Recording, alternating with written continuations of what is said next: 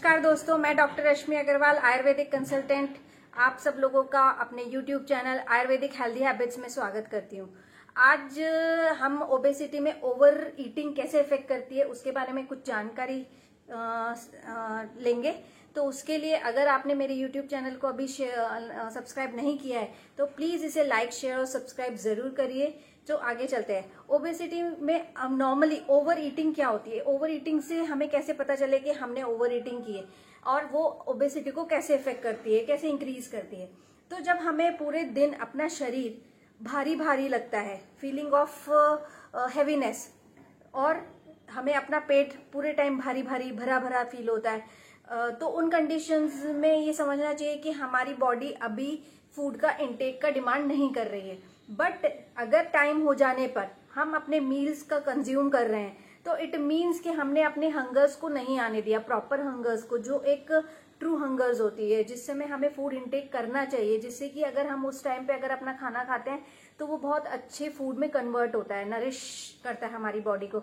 लेकिन अगर हम टाइमली मील को लेंगे, हमें भूख नहीं लगी है, हमारा जो पहले का खाना खाया हुआ है वो नहीं पचा है, उसके बाद भी अगर हम अपने टाइमली अगर फूड इंटेक करते हैं तो जो हमने खाना खाया है वो आपका पहले वाले जो खाना पचा नहीं है उसके साथ मिक्स होके जो फूड बनेगा वो आम कहलाएगा, जो टॉक्सिन्स में होगा।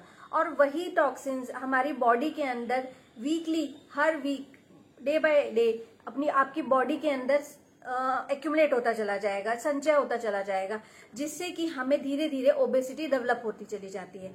तो सबसे पहले तो हमें ये जानना चाहिए कि हमारे ट्रू हंगर्स और फॉल्स हंगर्स क्या है। अगर इन केस आपको भूख लगी है तो wait for half an hour. अगर वो हंगर कंटिन्यू रहती है it means it a true hunger.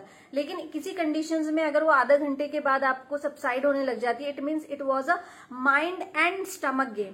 तो उस कंडीशंस में, क्योंकि आपका जब ओबेसिटी इंक्रीज होती है तब आपका माइंड कंटिन्यूसली आपको बोलेगा कि you need to eat, you need to eat. पर उस कंडीशंस में हमें यही देखना है कि ये हमारी ट्रू हंगर है या हमारी फॉल्स हंगर है। में हमें पूरे दिन भारी भारी फील होगा, हमें थकान बहुत ज्यादा फील होगी, बहुत ज्यादा हमें कोई भी काम करने का मन नहीं करेगा, हमारा किसी भी काम में मन नहीं लगेगा, हर समय हमें स्लीपी फील होगा, हमारी जो नींद है वो रात में अच्छी तरह से नहीं आएगी।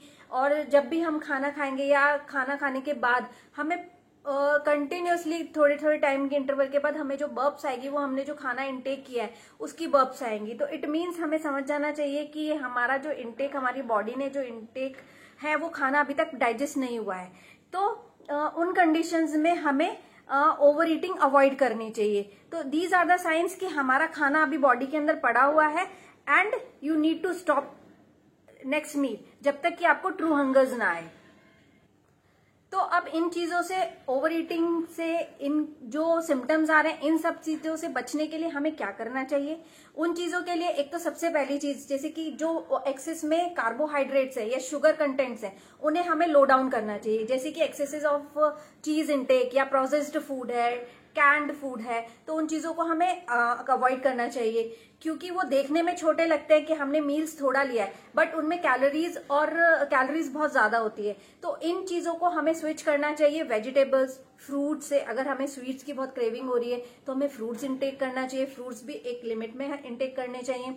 साथ में अगर हमें भूख लगी है तो हम वेजिटेबल्स खा सकते हैं। हमारे डाइट के अंदर बार्ले, जौ का इंटेक कर सकते हैं। जौ की रोटी आपको न्यूट्रिशनल लेवल पे हाई होती है लेकिन कैलोरीज आपको नहीं इंक्रीज करती है। तो उसका सिंपल एक प्रोसीजर रहता है कि आप जौ के आटे के अंदर थोड़ा सा नमक, अजवाइन डालिए, पानी डालिए, उसका डो बनाइए, रोटी बनाइए और वेजिटेबल सब्जी के साथ इंटेक करिए। तो ये आपको न्यूट्रिशनल वैल्यू में बहुत हाई रहता है। इसके साथ में आप जो वेजिटेबल्स हैं, वेजिटेबल्स सारी आप इंटेक कर सकते हैं, जिसमें ग्रीन लीफी वेजिटेबल्स खा सकते हैं, कॉलीफ्लावर, कैबेज, लौकी, बोटल गॉर्ड, ब्रिंजल, ये सारे फूड्स आप इंटेक कर सकते हैं। साथ में फ्रूट्स के अंदर आप बनानाज थोड़ा सा रिड्यूस करिए, बाकी जिसमें excess amount of sugar content है उन्हें थोड़ा सा हमें लो करना चाहिए। बाकी जो सीजनल फ्रूट्स है उनका इंटेक हमें करना चाहिए। और हमारा, जैसे मैंने पहले बताया कि आपको फर्स्ट ये सब चीजें आपके फॉल्स हंगर और ट्रू हंगर्स को डिफ्रेंशिएट करके उस हिसाब से इनटेक करना चाहिए। एक बार ये पैटर्न आप समझने लगेंगे वीक बाय वीक, उसके बाद आपका, क्योंकि ओबेसिटी को कंट्रोल करना बेसिकली एक माइंड गेम है, जिसके अंदर आपका लाइफस्टाइल एंड आपका डाइट इंप्रूव होना चाहिए रादर देन आप कोई मेडिसिन इनटेक करते हैं। तो इन चीजों को आप ओवरकम करिए और आपको ये वाली टिप्स और बहुत ही हेल्पफुल रहेंगी। साथ में आप खाना खाने से पहले आधा ग्लास पानी या 1 ग्लास पानी इनटेक करिए, जो कि आपके बहुत ज्यादा हंगर लेवल्स को थोड़ा सा कम करेंगी, आपके डाइट को थोड़ा लिमिट करेंगी, जिससे कि आपका एक्सेस ऑफ जो फैट है वो इंक्रीज नहीं होगा। और आप थोड़ी थोड़ी देर में पानी का इनटेक करते रहेंगे। तो इन सब टिप्स के साथ अगर आप करेंगे तो आपका ओबेसिटी में आपको जरूर फायदा होगा। Thank you very much.